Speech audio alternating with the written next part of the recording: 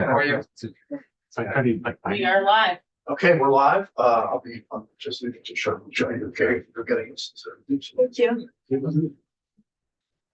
So we're back, February 3rd after the break, Senate Education Committee, and we're going to shift gears, once again and, listen to the Governors Institute here in the State House today. So we're billing ourselves of you while you're here. Thank you. So, not sure what order how you doing this. Yeah, I'll start it. That's Yeah. okay. Got M&Ms. I do look them too So well. we should probably introduce ourselves for them, not in the bill, so you can look like everybody else does, so. Just Senator Keisha Robbins, Dale Cheney County. Technology Sheen, Wyndham County. Dave Weeks, Rutland County. Seth Baumgarten of Bennington Senate. I always say Senate District because I have a few towns outside of Bennington County. So Bennington Senate District. Terry Williams from Washington. Steve Heckman, Addison County District. Hello, everyone. Thank you for having us. My name is Elizabeth Frescoya, and I'm the Executive Director of Governors Institutes of Vermont and also the Vermont. And I know we have 20 minutes, so I'm going to. You're okay, actually. Yeah. We have. Okay. Great. So I have a couple folks with me today, all of whom are also alumni, some quite recently, some a little bit more distantly. And we wanted to share our perspectives on the institutes. I know we've been in this committee before. You all know, I think generally what we do, I'll give you a quick nutshell recap, and go over to the students. That's all I do. So thank you again for having us. So the Governors Institutes of Vermont, our mission is to inspire our young teenagers to do something meaningful with their lives, to do something that matters. They have interests and want to capitalize on those interests and offer them pathways, both educational and career, to exploit things that they love. Like if they're interested in math, we want to show them all the ways they can apply that.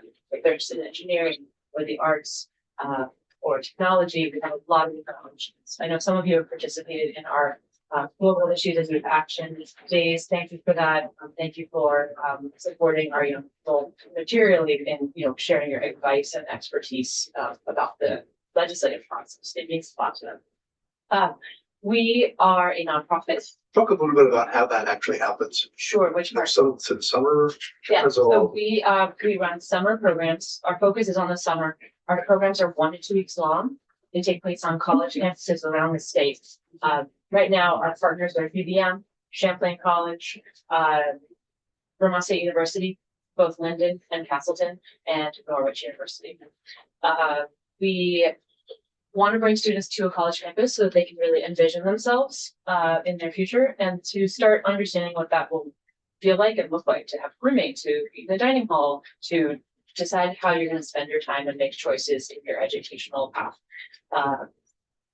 There are a lot of hands-on parts to that. There's some that's sort of classroom based, and a lot is hands-on actually. And a lot of people come in and volunteer their time, or we pay them, depending on the situation, to share their knowledge and their expertise. And people come in very passionately to share the things that they want to pass on to young folks, whether that be their solar energy business and all it takes to kind of go into thinking about alternative energy, on that line. People come and really want to share their knowledge and ensure that young people have meaningful, like an understanding of the next steps and how to get to where they want to go. We want to invest in people. Does that answer your question?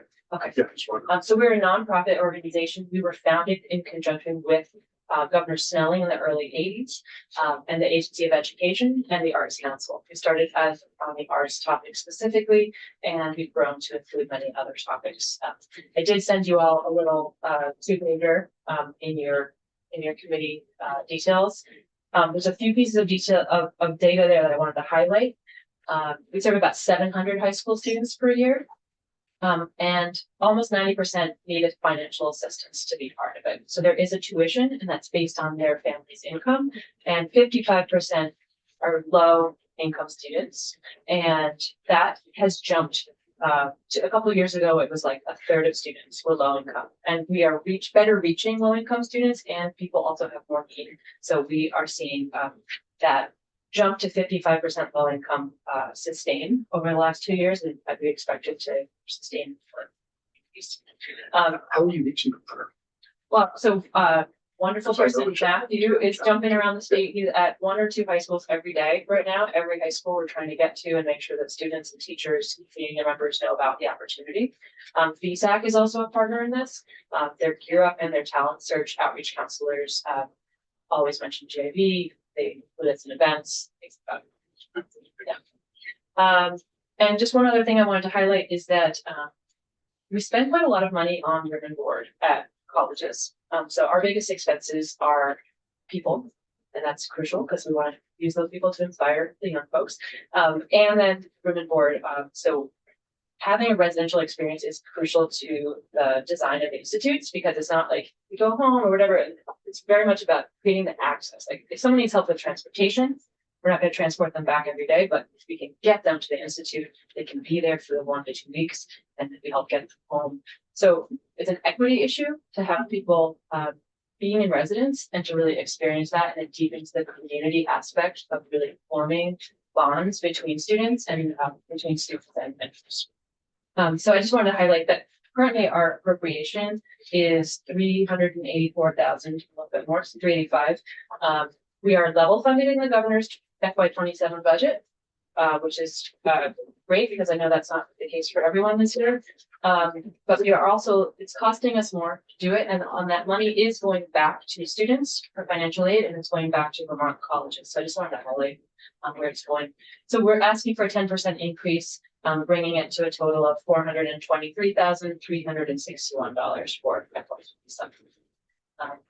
And we've asked for your support in that as we go forward, and you talk with the appropriations. Any questions for me before I turn over to students on the basics? Do you also do, are you able to raise any other money with the side? Yes, great question. So the financial picture is about 20% is that state funding. So that state funding is contributing 20%. About 30% is the sliding scale tuition. So families contributing what they can to the tuition price. Some are paying as low as $10. I just want to say, you can hardly, have lunch for that. So they are doing that for, a week institute and live there. So 20%, 30%, the rest is raised. So about half of our money is raised. Our budget overall is $2.1 million. We're raising about $1 million, and we're giving that money back to families in financial assistance, tuition reduction. That raised money, so we're leveraging the dollar that you give us and raising the private dollars. We're raising it from foundations, both private and public, and we're raising it from business support and from individual contributions. You have somebody in staff doing, just focused on that. I have one person on staff focused on it. Yeah, it's a lot, and this climate is tricky right now. Federal funding. I spent is like my changing. career raising money. I know what it's like. Yeah. So, Yes, it's an interesting time to be doing that, and yet the need is great, and we know that the work is important. So we're coming with that humble ask to say, please keep supporting this. We appreciate the support you've been giving, and please sit here. thank you. Yeah. So I'd like to invite the 2 young folks up, if that's all right. Start with them. Thank you.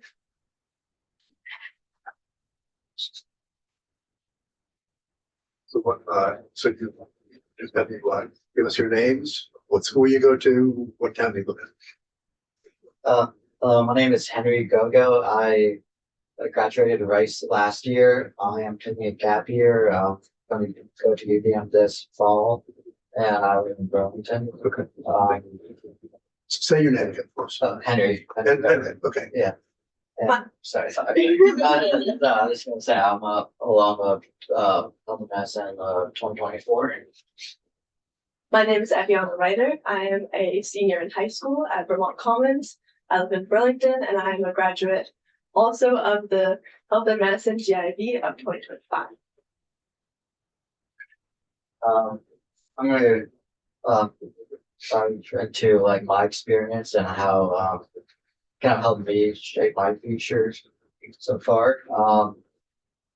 I think the Government Institute of Health Medicine really helps broaden young minds, young people's ideas of in like certain subjects. Like I knew that I wanted to get into the health and medicine, but I didn't know like what exactly, and I got like exposed to many different career paths and provided the steps to get there. And I think it's really cool. How did that work? You went for 1 week, 2 weeks?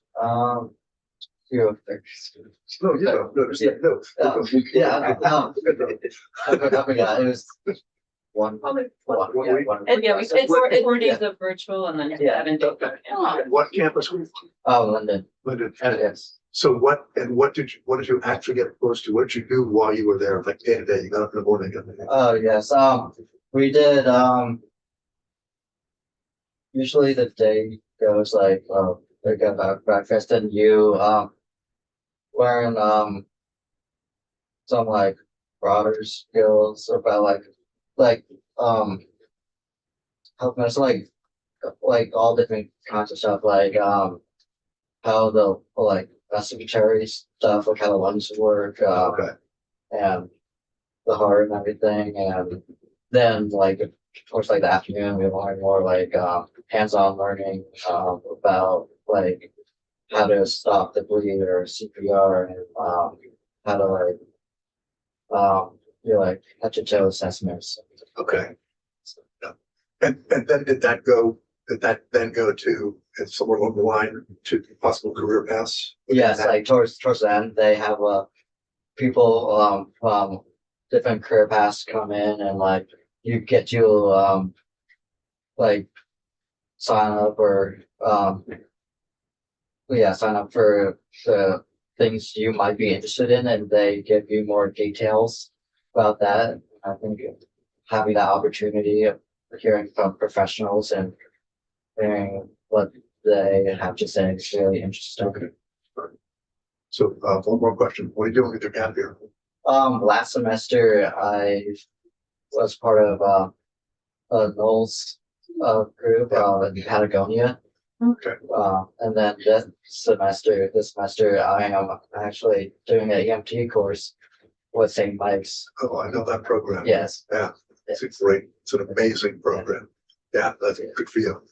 So now you're on. Yeah. Thank you for having us. I just want to kind of touch on my experience before and after GIB. So coming into GIB, I really knew that I wanted to get certified in CPR, which is why I chose the northern one. There's also the option for the southern GIB, although not this coming year, they're combined, but for a more mental health focused one. But I knew I wanted CPR because I have had instances in my life where emergency care was immediate and there was no one around certified who knew how to perform CPR.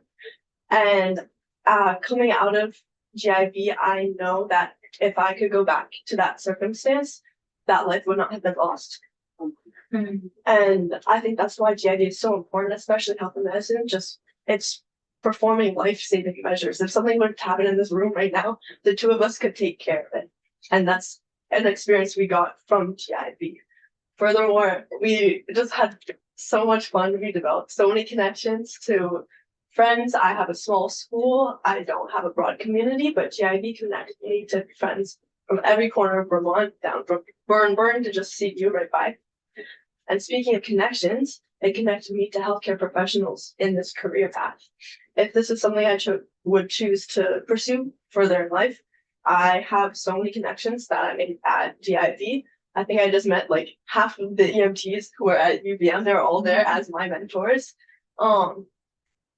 Yeah, he mentioned that the St. Mike's EMT course. Our mentor Kevin is teaching it right now.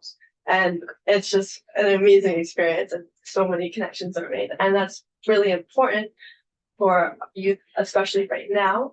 We all know that Vermont could use some retention with our youth. And a lot of the reason why people are moving away is because there's different job opportunities elsewhere.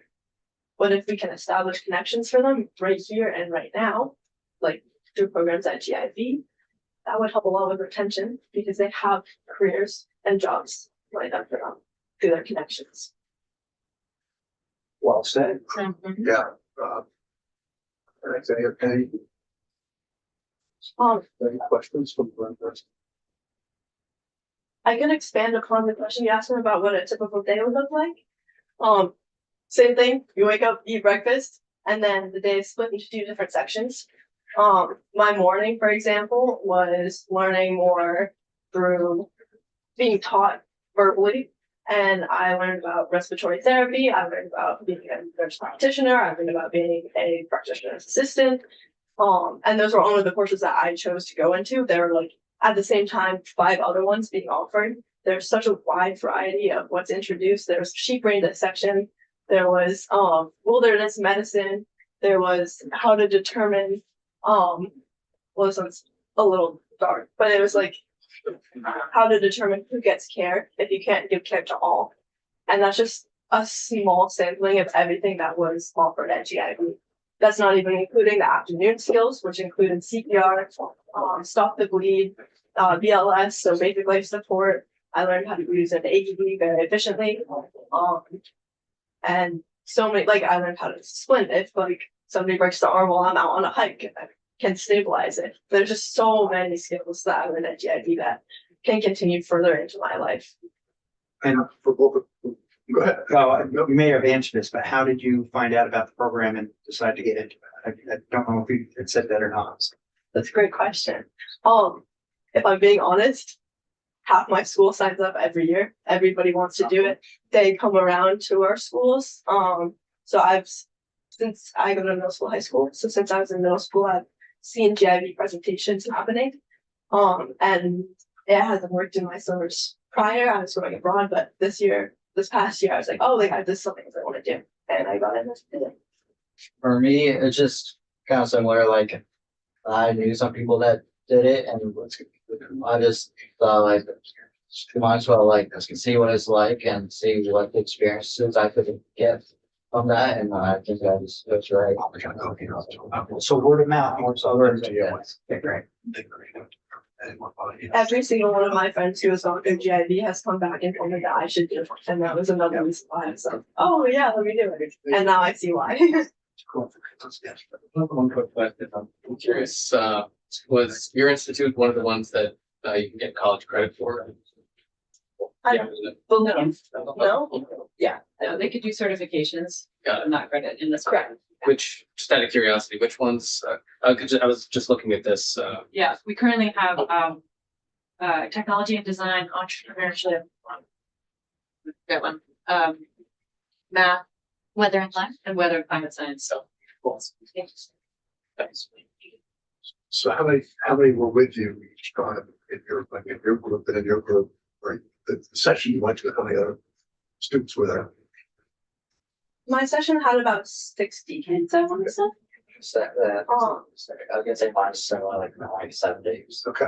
But we're turning away kids every year. For every 60 kids that get in, there's 100 more that applied it and couldn't. So you stay there, but let's digress for a second, go back to you. So that's an issue, right? Yes, we have been expanding.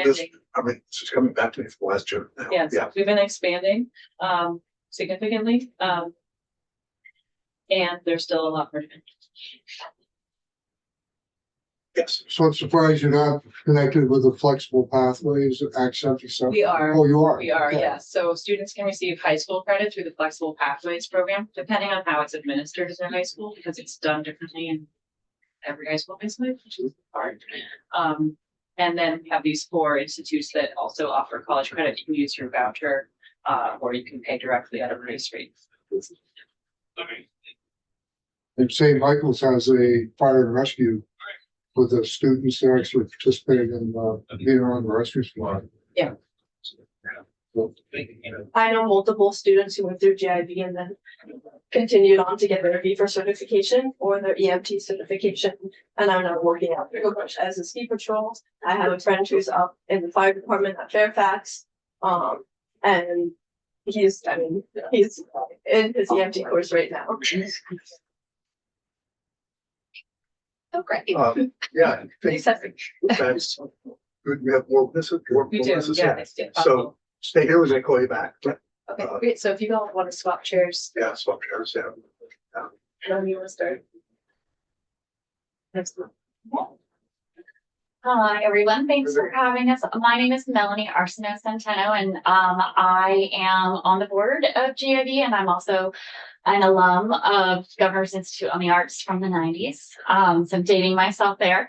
But so this program had so much of an impact on me. But before that, I want to at least have you introduce yourself. Sure. I'm Jeremiah Greer. I'm a 2007 graduate of the Governor's Institute of Vermont, and I am a board member. I also, in my professional life, am the Chief Financial Officer of the State Treasury, but want to emphasize that I'm here today in my personal capacity. So we can't ask questions on that. I'm also a parent of an alum, so my son, who's a senior, had gone through the environmental science program. I think that's on pause right now, but he did get credit. I know one of you were asking about credit for that, college credit for that. Had a fantastic experience. My experience impacted me and my life. I grew up in the Northeast Kingdom, and I was the first in my family to go to college. And this was my first exposure to anything on a college campus.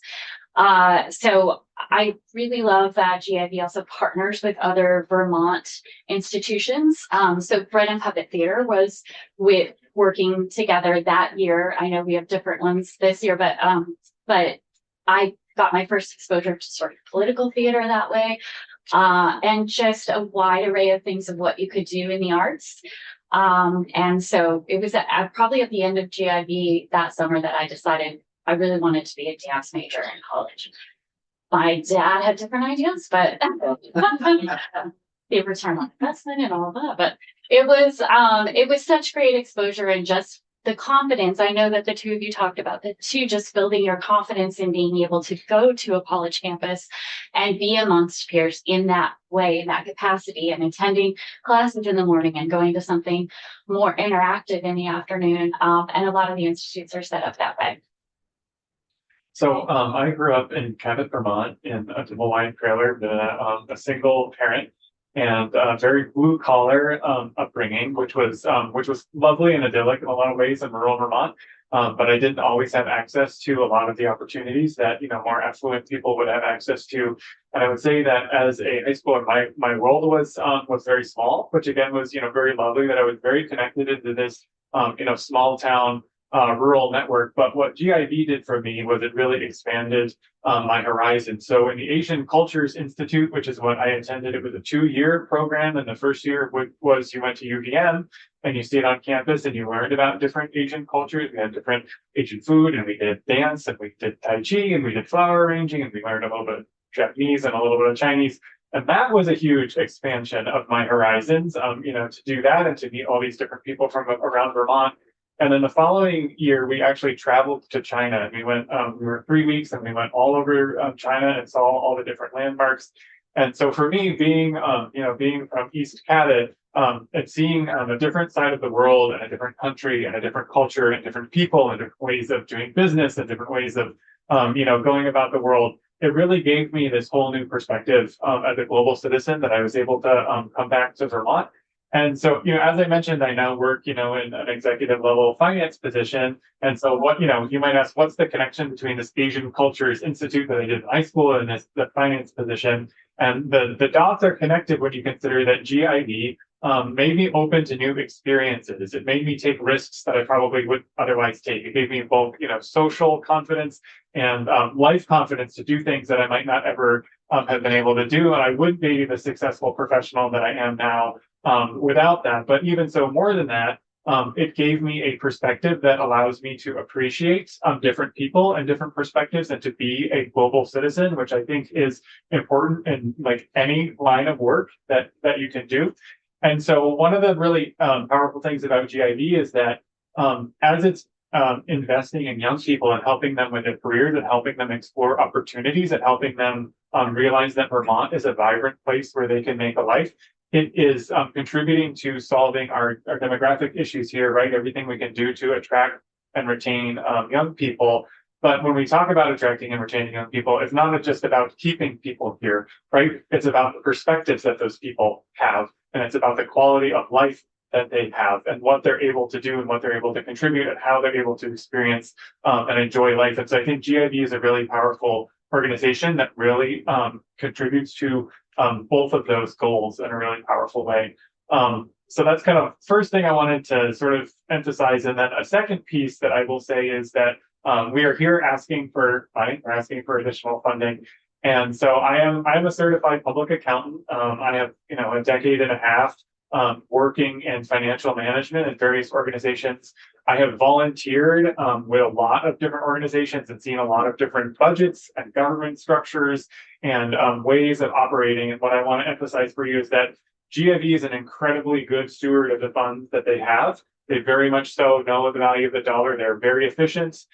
They have very great internal controls, and they will make the best use of any money that you have to further their mission in the most efficient and effective way. And of all the organizations that I've worked with, either in a volunteer or a professional capacity, I would say that they are very top notch. And so any funds that come GIV's ways will certainly be a dollar well spent to making Vermont a more vibrant and verdant place going forward. Thank you. Questions?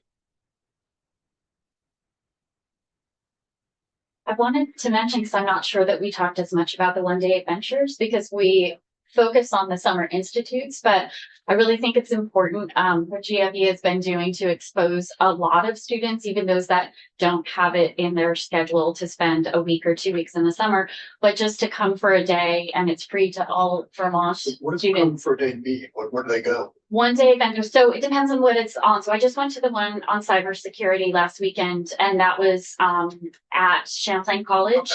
And it's actually the same building as New Harbor Security, but it is a really wonderful way to expose students to a profession that they may not have known anything about, or they may have been a little bit interested in and they're not sure. They want to hear a little bit more and explore a little bit deeper.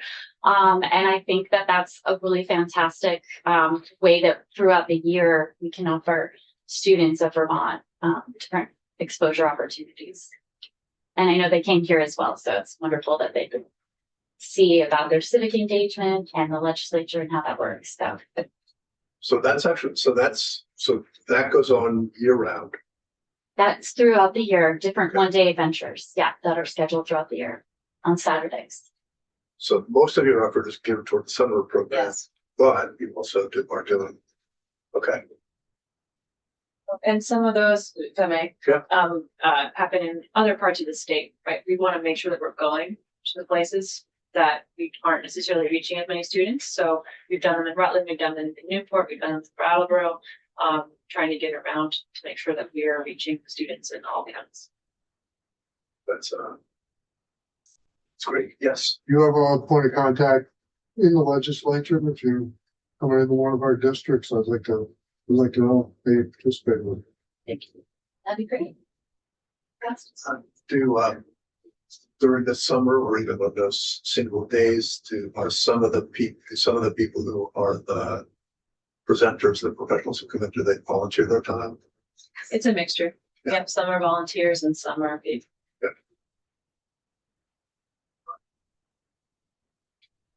Okay, so you have, I think we talked about this a minute ago, but so you are not able to serve Many students. a lot of kids. Yeah, we have more demand than we can meet, particularly in the Health and Medicine Institute. That's one that we've been growing. We grew it from 35 to 70 to 140 students. Aviana alluded to the fact that we're going to be bringing those 2 sessions of health medicine into one at UVM this summer. Very excited.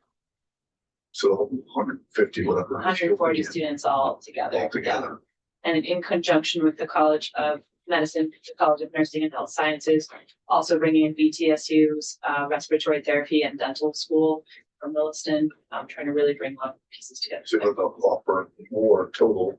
Yeah, the opportunities will be greater and hopefully we can grow those year on year in that partnership. Okay. And we'd love to grow the numbers of students, right? And one of the ways that we do access more students is through these one-day adventures so that people can take part. Any other questions or anything else you want to add? So one thing go ahead, hand go up. No, okay. So, one thing we're asking people to do, because we do a budget letter every year, is to just send us, it doesn't have to be detail. It's almost like you're sending us a reminder. All right. Just a little bit, just to prompt us when we're doing that. Looking through the list and thinking about, we're gonna work through the couple of the education, but appropriations committee with. So. You What can is just, your timing for that? I think if you could do it in the next 2 weeks, should be fine. Okay. Maybe a bit longer. I can do it tomorrow. Yeah, no rush. 2 weeks is plenty of time. It's plenty, no rush. Just a single pager and you can just, get into to that thing. Thank you. Thank you. Thank you. Thanks for having me. Yes, we have- thanks. So we have until 3:40, we're going to quick walk through, two consent. The older ones, she's on the back of the shirt. Yeah. So please welcome, now go away with the TV. Yes, send Okay. it. So, quick Do the thing this wants to. Yeah. Go offline. Yeah. No, we can apply for this to my,